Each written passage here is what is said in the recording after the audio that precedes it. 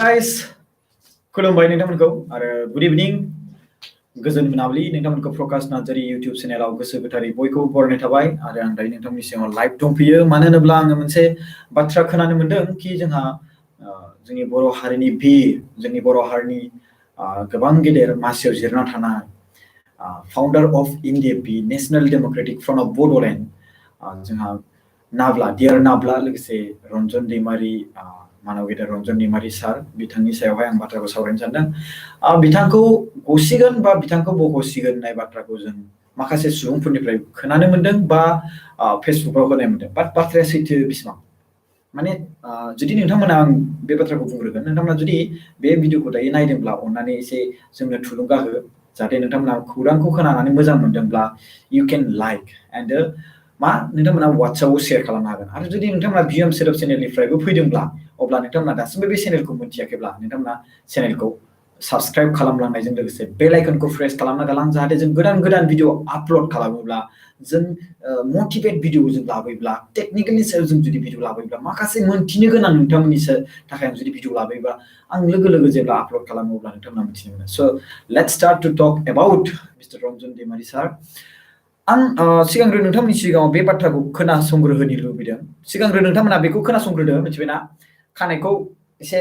नायनांला बारा नोजोर होनांला एसेबां हेभि नङा आं माने हेलमेट गानोमोन स' आं नोंथांमोनसेयाव नैबे बाथ्राखौ आं खोनासंग्रोनोसै नोंथांमोना खोनासंग्रोदो सोदोब चेनेल प्रकाश नार्जारी बुंगासिनो दं आङो सोर गोदाव सोराव सोर खोन्थालाबाया माबोरै गबायबायनो थाब होनलाय हाबाब माथो हासाव नोंसोरबो हा नोंसोरबो बहा खोनायोथाय होनदां बहा खोनायो माने निउसाव होदों बिनिखायनो नोंथाङाथ' बिनानाव जाहैबाय ना मा निउसाव आं नोंनो हरगासिनो दङ बे माबाखौ होमबालाय वाट्सएप दंना बेवहाय औ मा नाम्बाराव मा खालामदों नोङो माबायाव दाना 084 लास्टआव 084 या दा निउसाबोथ' सोरबाया ओरैनो मा निउसाव होदों पर्टेल निउससो खोमा दाख्लै बावैहाय बानस साराबो थांनानै बिसोरनि टिमा थांनानै रायलायदों ना मादों ओमफ्राय 26 जानुवारि ना मायाव माने 8थासोआव ना मायाव बिदिनो माबागोन बरनगोन रिलिज खालामगोन नंथारा नङा दे नङा होनखाबाय औ दे होमबालाय रिउमारसो बेफोरो सरि एबाउट आं बेखौ बुंग्रोनोसै आं सिगांग्रो आं बानसु सारनाव कल खालामदोंमोन बाट बानसु सारा फनखौ थिखाङाखै बाट अमर सारा थिखांदों स' आं अमर सारनाव सोंदोंमोन बिथांमोना रायज्लायदों होननानै बे बाथ्राखौ बुंदों बाट आङो जेनेरेलि बे बाथ्राखौ मोनथिनो थाखाय ट्रु एबा सैथोआ मा फेक थार बाथ्राया मामोन आं बेखौ मोनथिनो लुबैनानै दा नोंथांमोना खोनादों बे रन्जन दैमारीनि बिनानाव जोंहा मानगोनां मानाव गेदेर जोंनि बर' हारिनि सासे बड'लेण्ड आर्मिनि दैदेनगिरि founder of NDFB mister Ranjan Daimary सारनि बिनानाव अनसुलि बिनानाव बेनो जाबाय अनजलि दैमारी दा आं अनजलि दैमारी मेडामनियाव कल खालामना सोंहरदोंमोन आरो बिनि गेजेराव बिथाङा आंखौ सोंदों कि नों बबेनिफ्राय कल खालामदों ओमफ्राय सोर खोन्थादों गोदाव सोरावनो बायदिसिना ओमफ्राय बिनि गेजेराव आङो मोनथिनो लुबैनानै बे बाथ्राखौ मोनथिनो लुबैनानै आङो थार बाथ्राया मा आं बे बाथ्राखौ मोनथिनो लुबैनानै आङो कल खालामनानै सोंहरदोंमोन आं बे नाम्बारखौ बिथांनि फेसबुकनिफ्राय लादोंमोन आरो आं जेब्ला बिथांनि फेसबुकाव आं मेसेज खालामहरदोंमोन कि आब' बा मेडाम नोंथाङा जोंनि स्टुडिअ'आव फैनो हागोन ना इन्टारभिउनि थाखाय गोबां बै समावहाय इलेक्सननि आगोल समावनो आं बुंनाय बाथ्रा आरो बिनि गेजेराव बिथाङा बुंबाय आंनि फेसबुकाव दङ जायनि जाहोनाव आं बिथांनि नाम्बारखौ सेभ खालामनानै आं कल खालामनानै रायज्लायहरदों बे दिनै फार्स्ट टाइम आं बिथांजों रायज्लायहरदों बिथाङा आंखौ सिनाया आरो बबेनि बायदिसिना होननानै सोंदों जायनि जाहोनाव आं खोन्थाबाय आं जे प्रकाश नार्जारी आं भिएम सोदोब चेनेलनि जे जोंनि बर' हारिनि गेजेरावबो भिएम सोदोब चेनेल जायखौ जों एक्सप्लर खालामग्रा होननानै चेनेल बुंनाय जायो मटिभेशनेल स्पिच होनाय बा मटिभेट सोरनिबा लाइफखौ बा सोरनिबा न'खरनि आयाव जों एसे एनै जिखिनि हायो जोंनियाव जि औकात दङ जोंनाव जिखिनि बेखौ मोनहास'नो हानाय जोंनाव दङ बेबायदि हिसाबै जों खामानि मावो आं बेबायदि बे मेडामनो आं एक्सप्लेन खालामना खोन्थादों स' बिथाङा बुंबाय डाइरेक्टलि कि न' बे बाथ्राया रुमार्ससो जास्ट फेक बे फेक मानो फेक्स नङा बे फेक माने सैथो नङा बे नंखाय बेबायदि आरोना बे ट्रु नङा मिथिबायना ओरैनो रुमार्स बानायनाय माने सैथो नङा होनना बुंदों आरोना बेखौ मानसिफोरा बामसावगासिनो दङ स' आं बे बाथ्राखौ बुंनो सानदों नोंथांमोननि सिगाङावहाय जोङो गुदि खिथा मोनथियाब्ला जोङो बांसानोबो गोनां गैया आं मोनसे फिक्सार होदों जोंनि बिएम सोदोब चेनेलाव मोनसे निउसबो होदों बेवहाय मोनसे दा बर' होननाय मोनसे फेसबुक पेज आं नुनो मोन्दोंमोन बेखौ आं बेनि थाखायनो आं बे बाथ्राखौ मोनथिनो मोननानै आं बेखौ खोन्थादों आरोना माने सोंदों आरोना सोरनियावहाय आं सिगांग्रो बानसु सारनियाव कल खालामबाय आं जेब्ला बिथांमोननि आरडि सारनि केम्पआव थांदोंमोन आं बै समावहाय लोगो हमैनि थाखाय अब्ला बै समावहाय सारा माने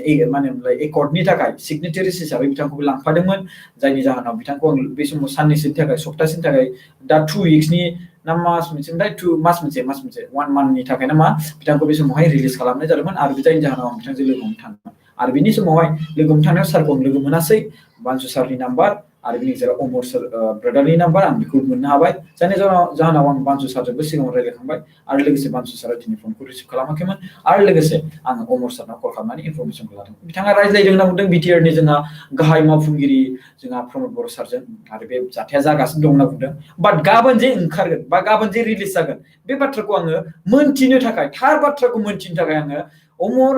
ब्रादारनियाव कल खालामबाय लोगोसे जोंहा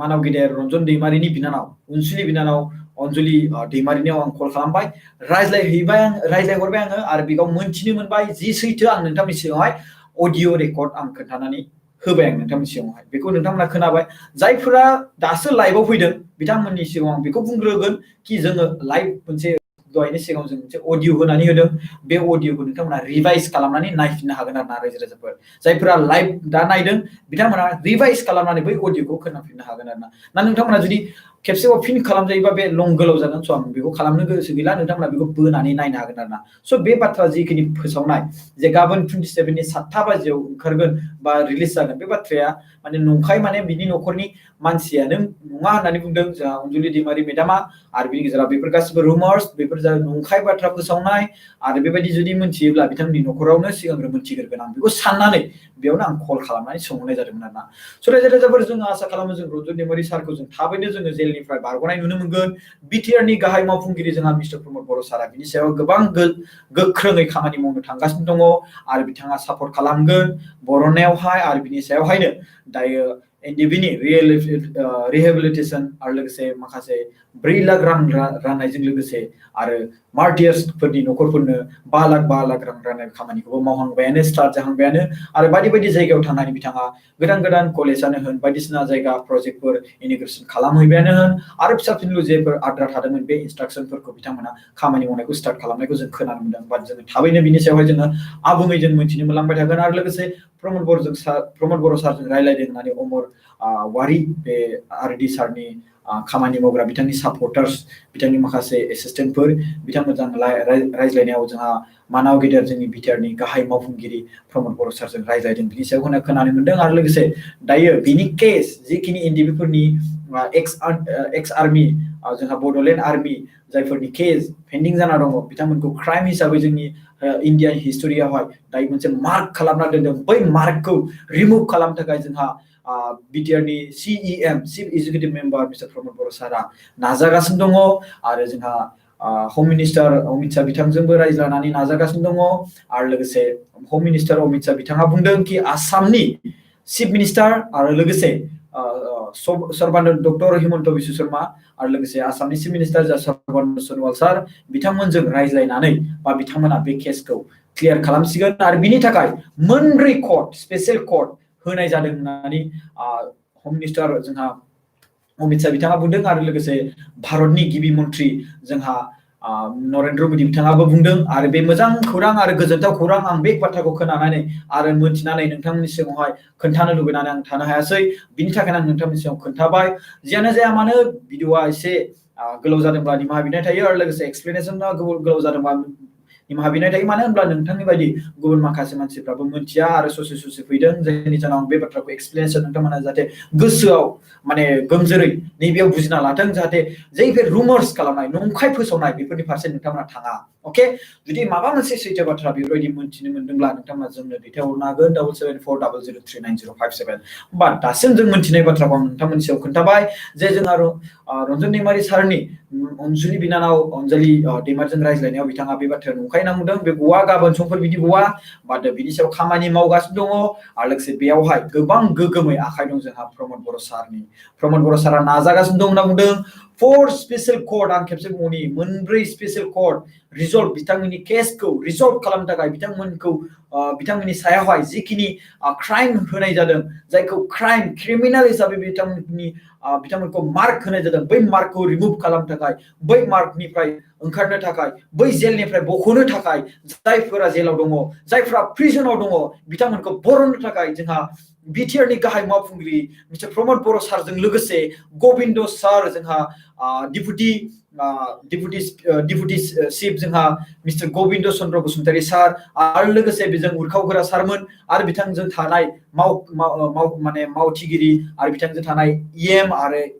एमसिएलए आरो जानो गोनां एमएलए गासिबो बिथांमोना जयैनो बिनि सायाव खामानि मावगोन होननानै बुंदों आसाम सरकारजों लोगोसे लोगो नांनानै बे बाथ्राखौ जों मोनथिनो मोनदों जाय बाथ्राखौ आं मोनथिदों नोंथांमोननि सायाव एक्सप्लेन खालामनानै आं खोन्थादों आरो लोगोसे नोंथांमोना बे बाथ्राखौ खोनानानै जुदि मोजां मोनदोंब्ला नोंथांमोना WhatsAppआव बे भिडिअखौ शेयार खालामनो हागोन आरो लोगोसे फेसबुकआव शेयार खालामनो हागोन नोंथांनि नखरनि सोद्रोमाफोरनो आरो लोगोसे नोंथांनि लोगोफोरनो जाहाथे बिथांमोना बै नंखाय फोसावनायनिफ्राय जानगाराव थाथों आरो जोंनि बर' हारिनि जि खौरांफोर मोजाङै सैथोयै फोसावजाबाय थाथों आरो लोगोसे नोंथांमोना टेनसन जाया खामानि मावनाय दांनाय बेयावल' मोनसेल' बाथ्रा सानबाय थायो कि रन्जन दैमारि सारखौ माला बख'गोन रन्जन दैमारि सारखौ माला बख'गोन रन्जन दैमारि सारखौ माला बख'गोन बिनि सायाव रावबो रायज्लायाखै नामा मानो सिरि थादों रायजो राजाफोर बिथांनि जि खामानि मावनाय बे जोंनि थाखाय गोबां मोजां खामानि मावनाय बाट माखासे खामानिया इन्डियान कन्स्टिटिउयेन्सिनि एगेन्स्ट जादोंमोन जायनि थाखाय इन्डियान कन्स्टिटिउयेन्सि हिसाबै कन्स्टिटिउसन हिसाबै बे माने रुल्स हिसाबै पलिसि हिसाबै बिथांखौ जेलाव दोनदों बै कन्स्टिटिउसन हिसाबै बिथांखौ जेलाव दोननानै दा बेखौ नायनानै कन्स्टिटिउसनैनो बिथांखौ रैखाथि होफिनगोन बिथांखौ बरनफिनगोन जेलनिफ्राय स' बिनि सायाव एनालाइसिस खालामगोन बिनि थाखायनो 4 स्पेशल कोर्ट होनाय जादों रायजो राजाफोर बिनि उनावहाय नोंथांमोना लासै फारि नोंथांमोननि सिगाङाव आं फोरमायथिगोन जोंनि बिएम सेदब चेनेलखौ नायनो दाबावगार आरो लोगोसे प्रकाश नार्जारि इउटिउब चेनेलखौ नायनो दाबावगार थेंक इउ सो माच भिडिअखौ नायनो थाखाय नोंथांमोना भिडिअखौ मोजां मोनदोंबा लाइक खालाम शेयार खालाम आरो चेनेलाव गोदानबा साबस्क्राइब खालामब्लानो जाबाय थेंक इउ सो माच बाय बाय